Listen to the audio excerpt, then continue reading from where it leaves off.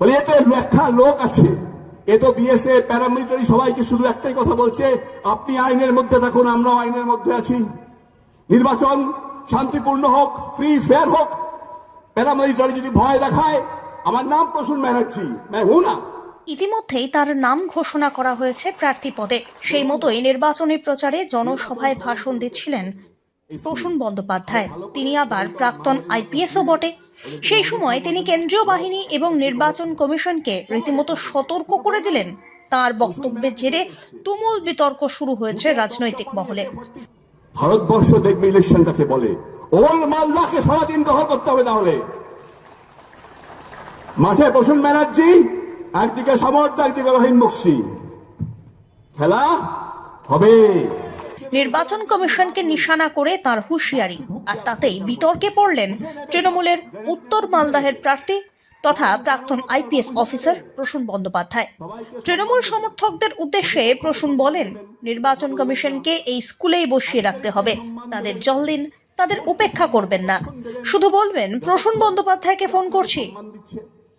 SLR দিয়ে লাভ হবে না, শুধু বলবেন প্রসূন বন্দ্যোপাধ্যায় খেলতে এসেছে, খেলা হবে। আধ ঘন্টার মধ্যে সে আসছে, সে সব আইন বুঝে নেবে।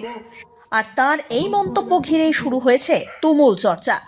বুটের দপদপানি AK-47 এসএলআর দিয়ে কিছু লাভ নেই। ডাকছি ঢুকবে আধ ঘন্টার মধ্যে, বুঝে নেবে, সব গ্রেনেড বুঝে নেবে, আইন কানুন অবজারভার বুঝে নেবে। সবাইকে সম্মান দেবেন, প্রতিপক্ষকে সম্মান দেবেন, ও কথা বলবেন না। আধিকারিকদের সম্মান দেবেন, ফোর্সকে সম্মান ততক্ষণ দেবেন যতক্ষণ সে আপনাকে সম্মান দিচ্ছে, আপনার গণতান্ত্রিক অধিকারে হাত দিচ্ছে না। না হলে গণতান্ত্রিক প্রতিবাদও হবে।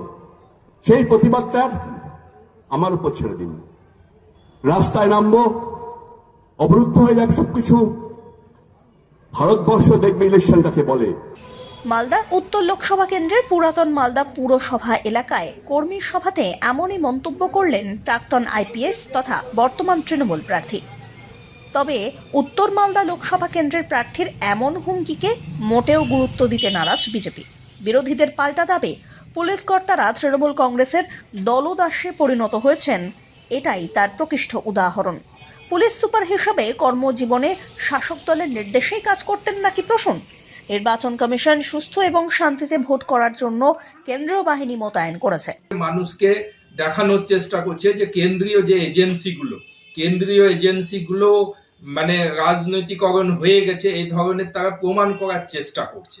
আর মানুষের মনে একটা ভ্রান্ত ধারণা সৃষ্টি করার চেষ্টা করবে। উনাকে ওই জন্যই তৃণমূল প্রার্থী করেছে, যেখানে ভয় ভীতি দেখিয়ে যদি কিছু করা যায়। তো ভোটটা লোকসভার ভোট, আর স্বাভাবিকভাবে কেন্দ্রীয় নির্বাচন কমিশন বিগত দিনেও সুষ্ঠু নির্বাচন তারা করেছে, তারা সজাগ দৃষ্টি রাখবে। আর তাদের মানে ক্ষমতার উপর আমরা নিশ্চিত যে তাদের উপর আমাদের পূর্ণ আস্থা আছে যে এই ধরনের গুন্ডা বদমাশি করে নির্বাচন লুট এবার তারা করতে পারবে না। তার জন্য আমরা এই ধরনের বক্তব্যকে গুরুত্ব দিতে নারাজ। আর মানুষেরও আস্থা আছে যে এই ধরনের বক্তব্যে তারা প্রভাবিত হবে না। অবশ্য এই বিতর্কের জল এখন ঠিক কত দূর গড়ায় সেটাই এখন দেখার।